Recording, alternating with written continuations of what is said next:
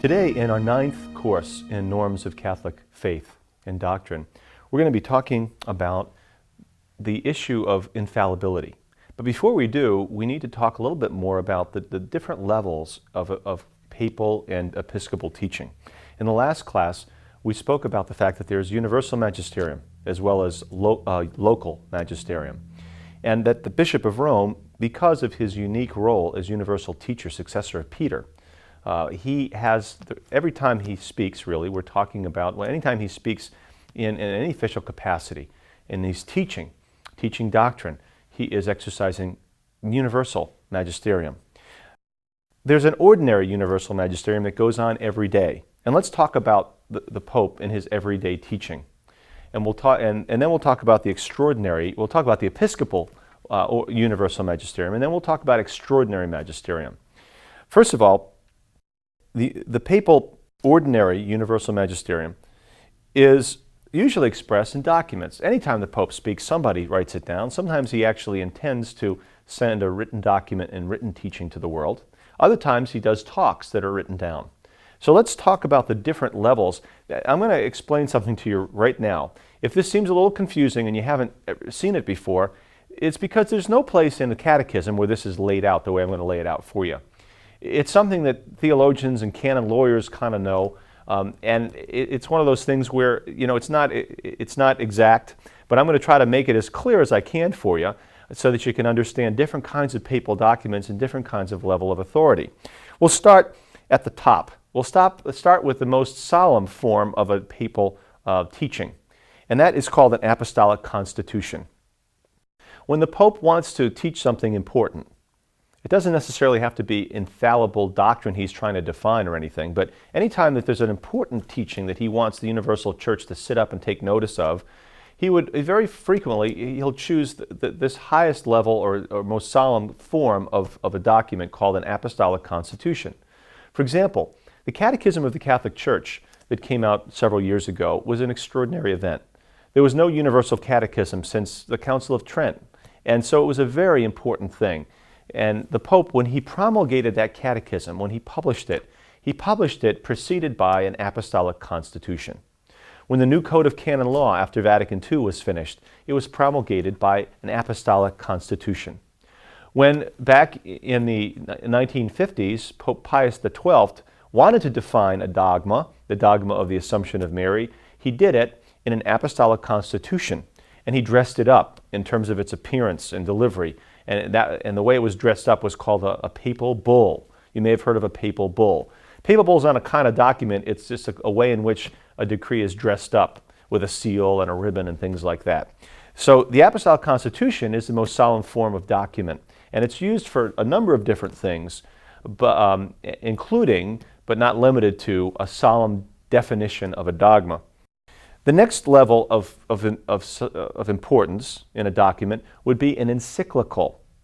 Encyclical means a circular letter, a letter that is written and passed around. That's in the old days when people had to hand copy letters, back in the days like of St. Paul. St. Paul wrote letters to specific churches, and the church that received it thought it was so important that it copied it, and local other churches it seems that what they said was, hey, we want a copy of that letter so we can read it at our Sunday gatherings. So the letter made its way around. You know, all Paul's letters made their way around the Christian world and ultimately were collected together and ultimately made their way into New Testament. So they were encyclicals, but not by intent necessarily. But later on, bishops and popes wrote letters that they intended to be passed around, and those letters intended for everyone to be passed around were called encyclicals. Now, the popes have been teaching with encyclicals for many, many years, but especially since the 19th century, there's been an increase in encyclicals and this way of teaching God's people. And many of the encyclicals, one of the most famous ones and most controversial ones, was an encyclical written by Paul VI called Humanae Vitae, talking about the sacredness of human life.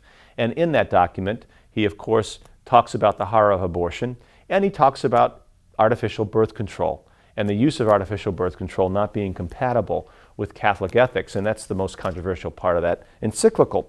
So there are many encyclicals that have been written. John Paul II has written many magnificent encyclical letters. so it's a normal, ordinary way of teaching doctrine that the Pope employs. The next level down would be, let's say, confessions of faith. Sometimes a Pope personally will write a confession of faith or a creed, a summary of Catholic teaching. After the Second Vatican Council, Paul VI did that. He wrote something called the Credo of the People of God, and you can find it in the Christian Faith, number 39. That confession of faith was written by the Pope. It's not new. He's not defining new dogmas. He's simply emphasizing what he believes needs to be emphasized, particularly as he went through the Creed, which was in many of the statements of the Nicene Creed that we recite every Sunday were in there.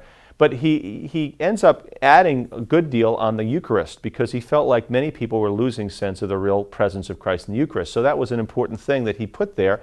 And as pastor of the church, he was recognizing the need to emphasize a traditional teaching, of course, a dogma that was being somewhat neglected. So a confession of faith would be a very important kind of document that a pope would write. Not all popes have done that, like Pope Paul VI. But all popes use another form that's a little bit less solemn, a form of communication, a little less solemn than an encyclical or a confession of faith, and that's called an apostolic letter, or sometimes it's called an apostolic exhortation. John Paul II has written many apostolic exhortations because we have a mechanism of universal consultation of bishops called the Synod of Bishops. Every 3 years, bishops from around the world, representatives from various bishops' conferences from around the world will come to Rome, and they'll consult and deliberate, and they'll pray, and they'll examine a topic that is very important for current Catholic life. And it's become customary at the end of that conference of bishops, it's a small group of bishops, maybe a few hundred from around the world. When they come together and they finish their teaching, their deliberation, their discussions, it's customary for John Paul II and the popes that succeed him will do the same. They collect that teaching and express it in the form of an apostolic exhortation. Okay, so that's one of the most famous ones is on the family, Familiaris Consortio. Another wonderful one is on the sacrament of penance. It's a wonderful document. So those documents are there. They're very nourishing and inspiring for the faithful, very helpful. And then you have an executive order. The presidents write executive orders, commands for things to happen.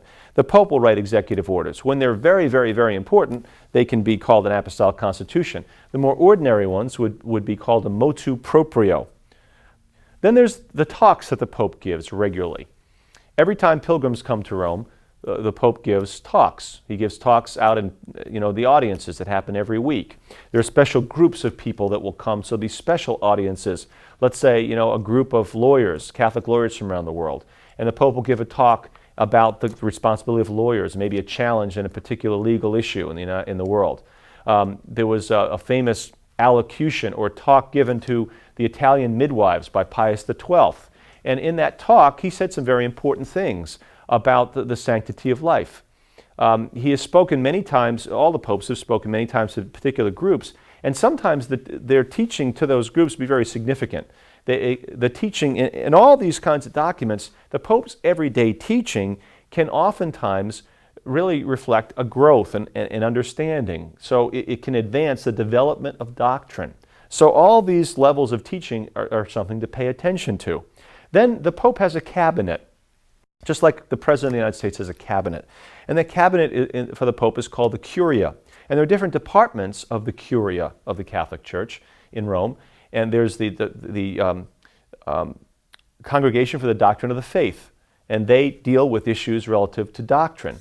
You also have various congregations having to do with liturgy, sacraments, life, the life and the role of priests. There's various kinds of congregations.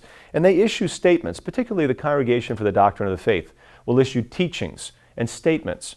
And those teachings are, by extension, they fall under the Papal Magisterium. They're not just a group of individual bishops, they're not just some committee of the church somewhere in the world. They happen to be the Pope's cabinet. And so when they speak, the Pope signs their work. And so their teaching is an extension of his teaching. It's part of the universal Papal Magisterium. Of course, it's not quite as forceful as if he would say it himself. There are sometimes he signs in a special way that emphasizes how important a particular curial document can be. But the point here is you have to understand when you look at magisterial teaching, what form is it given in? Because the form that it's given in gives you an idea of the importance that is attached to it, how strongly it's being asserted, how universally relevant it is. It's part of the art of interpreting documents, which we'll talk about in the next class. Okay? So those are the different kinds of papal documents on a daily basis, the way the Pope teaches. But on a daily basis, the bishops teach also. And we need to talk about how the bishops teach not just as individuals, but as a college on a daily basis. Is that possible? Do they do that? And the answer is yes. There is a universal magisterium that's ordinary that the bishops can conduct.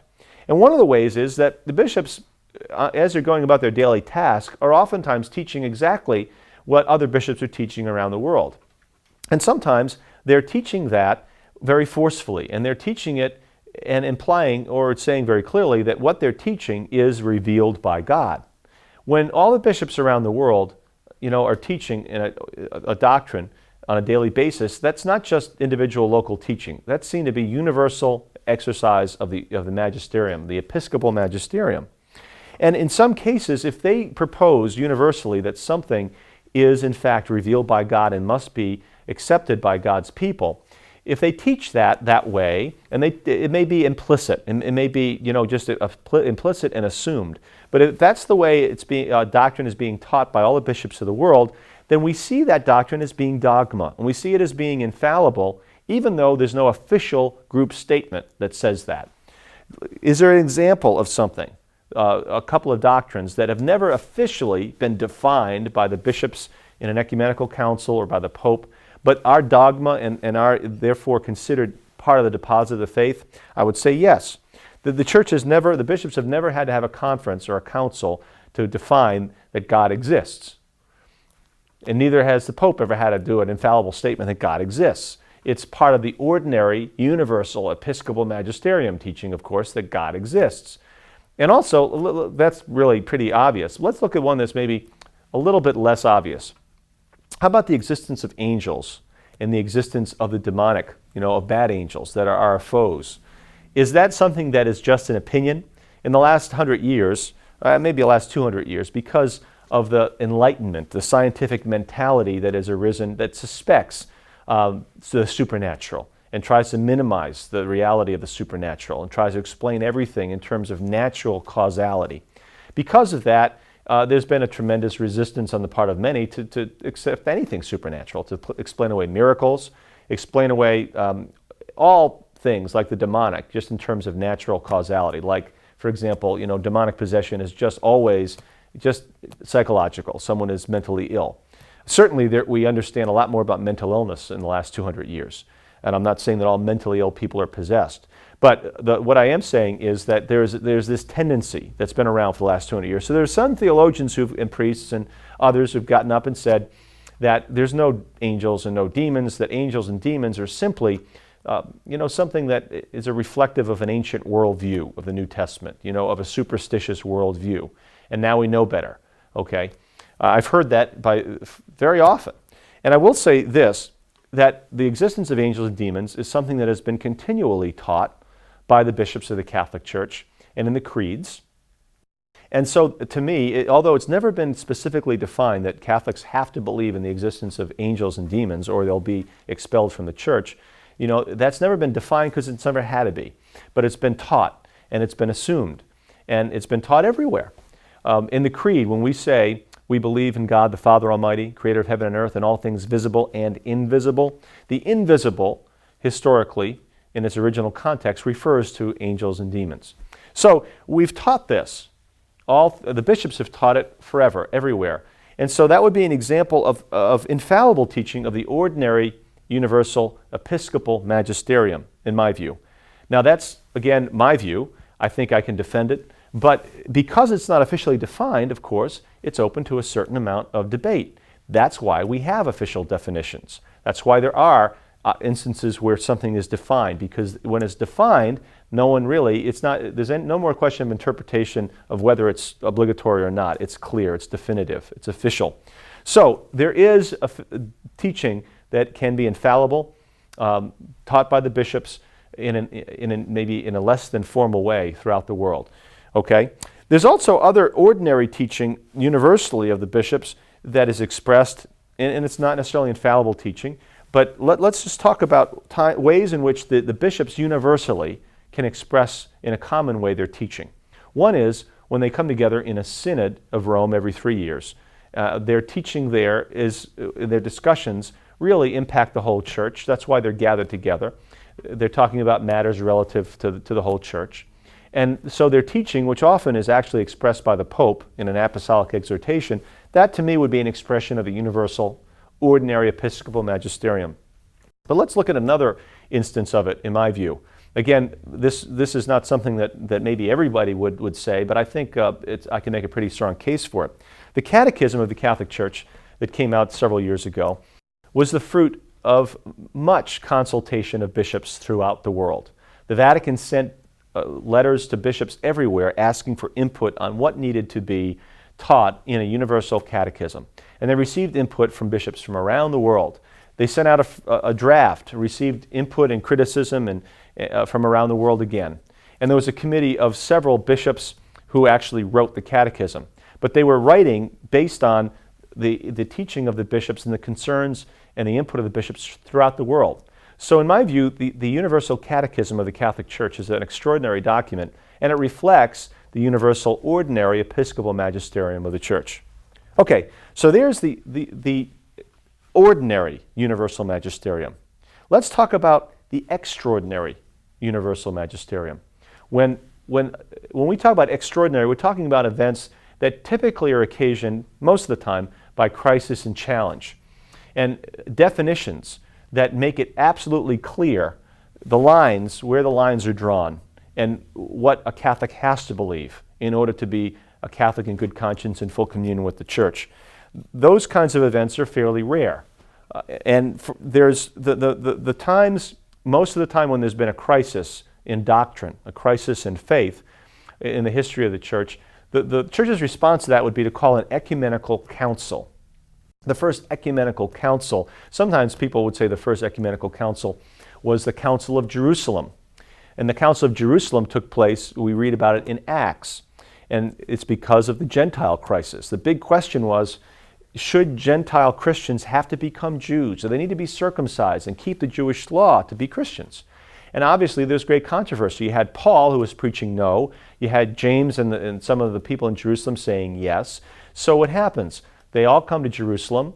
They have a conference, and the conference speaks. And when the conference speaks, it said, here's what the conference says in Acts. It is a decision of us and the Holy Spirit that, and then goes on to explain how the Gentiles should not be burdened with the need to become Jews, but they do have to keep a few certain moral precepts and a few certain things they need to follow. Okay, now that's a good example of where the idea of an ecumenical council comes from. It comes from Scripture, comes from Acts. Okay, and the next time we have an ecumenical council, which we would say would be the first really official ecumenical council after the New Testament period, would be when there was a debate whether Jesus was fully God, whether he was fully equal to the Father. That was a debate that rent the Christian world in the early part of the 4th century. So at that time, the Christian emperor called a council. Now that's a fascinating thing about an ecumenical council. They're not always called by popes. Today they are, but when there were Christian emperors in the ancient world, it oftentimes was called by the emperor as the temporal protector of the Christian empire. You know, he would see a crisis and call a council. Now he never presided over the council. He didn't run the council, but he would call it. And throughout the history of the Church, there have been ecumenical councils, extraordinary events. They cost a lot of money. They cause a lot of hassle. They're a lot of trouble. So they are extraordinary. The Church doesn't do them very often. I'm reminded of John the 23rd when he announced that a new ecumenical council was going to take place in Rome. He announced that in, I believe it was 1958, or I think it was New Year's 1959. He announced it to the cardinals in Rome, and he was met with a stony silence. And the silence is because, an ecumenical council causes tremendous amount of turmoil and really rocks the boat a great deal. So you don't do it unless the Holy Spirit, as the Holy Spirit led John the 23rd to call a council, you don't do it unless there's a great need and the Holy Spirit inspires it. So, an ecumenical council. Why do we call it ecumenical? What's the word ecumenical really mean? We use it today to talk about relationship between different Christian churches that are not in full communion with each other. Well, ecumenical means the whole house. It comes from the word house, oikia in Greek, or it means household or family. Originally it referred to the Christian Empire, the whole household of the Christian Empire in the Mediterranean, the Roman Empire. And so an ecumenical council was getting the whole household together to discuss a matter that impacted everybody. So it's a universal event. There are in the early church tons of local councils in North Africa, in France, and today we have bishops' conferences, which really are like local councils all over the world that are happening several times a year in each location. But an ecumenical council is universal. It's the whole church represented. Does every bishop come from around the world? No, not every bishop can. But every bishop has the right to attend an ecumenical council. And if he can't come often, we'll send a representative. So that's kind of what an ecumenical council is and should be. And it's not always attended by tons and tons of people. The first ecumenical council, if you remember the ancient world, travel is not as easy as it is today. Even today, travel is very challenging, especially when a council lasts a long time. And some councils have lasted a long time. The Council of Trent lasted for decades. The Second Vatican Council, when John the 23rd called it, he was thinking it was going to be very short. And in fact, he was just renting the equipment for the bishops to sit on in the Vatican. And it was, it was encouraged to him by his secretary that he ought to buy the stuff. It'd be cheaper than renting it. And the Pope John the 23rd said, no, we'll just be here for, a few months. And after the first session, he realized that it was going to be a lot longer than that, so he bought the equipment, and the council lasted 4 years. Now, bishops weren't away from their flock for 4 years, but they were there several months out of the year for 4 years, and that's a very challenging thing to pull off. So there are some times when, over the course of history, ecumenical councils really in attendance have been rather small, okay? So anyway, what really makes an ecumenical council is not that every bishop is there, but it's that it's a matter that concerns the whole church, and it at least has to be confirmed by the Pope. That's an important point. In Roman Catholic theory of ecumenical councils, we see that a universal council that bears on everybody and has import for everybody, and is a council that's confirmed by the Pope, even if he didn't call it, even if he never traditionally presides at it. It's just a tradition that he never attends the council himself. He may address it, but it is always something that he has to approve to be ecumenical. Okay? I have to point out a very important difference between the way in which Eastern Orthodox and Roman Catholics look at this issue of an ecumenical council. There's a theory that you need to know that the Eastern Orthodox Church has, and it's called the theory of the Pentarchy. In the ancient church, certain and very important bishops came to be called patriarchs. And in the ancient church in the 4th century, 5th century, there were 5 patriarchies, 5 patriarchates. There was Rome, there was Antioch, Alexandria, Jerusalem, and Constantinople. Those 5 bishops were called patriarchs. And in the view of the Eastern Orthodox, an ecumenical council can't be ecumenical unless those 5 patriarchs are represented and collaborate in that council and adhere to that council. So for them, any council after the schism, after the year 1054, any council after that, in their view, can't be ecumenical. They can't have an ecumenical council because they don't have, because the Pope of Rome, the Patriarch of Rome, is not there. And we can't have a truly ecumenical council because the successors of those patriarchs who were in schism in the 11th century, they are not present. Now, the Catholic Church doesn't see things quite that way. And in fact, the Catholic Church has patriarchs from those areas that are Catholic patriarchs that are there. But the theory of the Pentarchy is a uniquely Eastern Orthodox theory. The Catholic theory is that it is the confirmation of the Pope of Rome that makes a council ecumenical. So there's no absolute infallible listing of which councils are ecumenical, but there are in the Catholic world a certain agreement on which councils are and which councils are not. So that is a little bit about ecumenical councils. Now, the important point is, when an ecumenical council happens, not all of its teaching is infallible, binding, dogmatic teaching. In fact, a lot of the teaching of an ecumenical council can be disciplinary. It can be on matters of fasting law, liturgical law, and various kinds of things. And its teaching can often be general pastoral teaching and not dogmatic, binding teaching. The Second Vatican Council made a decision, and that decision was that there would be no infallible statements, dogmatic statements defined by that council. It was a pastoral council that was meant to re-articulate the tradition in a way that helped move ahead the development of doctrine and helped make doctrine much more understandable to people in the 20th century and clarify many misconceptions about Catholic faith. Very important council, documents very, very important, but not containing infallible definitions. But some councils have made very important infallible definitions of faith. And those definitions, those dogmatic definitions, put an end to free discussion. They are definitive statements. They draw clear boundaries. And oftentimes, if people do not adhere to them, almost always, they are anathematized. What does that mean? They are declared to be outside full Catholic communion. The anathema was something that Paul used. Okay, the word comes from St. Paul, and when he talked about those who have demanded that all Christian Gentiles be circumcised, he said, let them be anathema. That is accursed to hold that position, because it destroys the idea of salvation by grace through faith. It destroys the newness of Christianity. So Paul was the guy who came up with the word. It's a scriptural word, and it's been used to make clear that those who hold certain opinions are outside of full communion with the Catholic Church.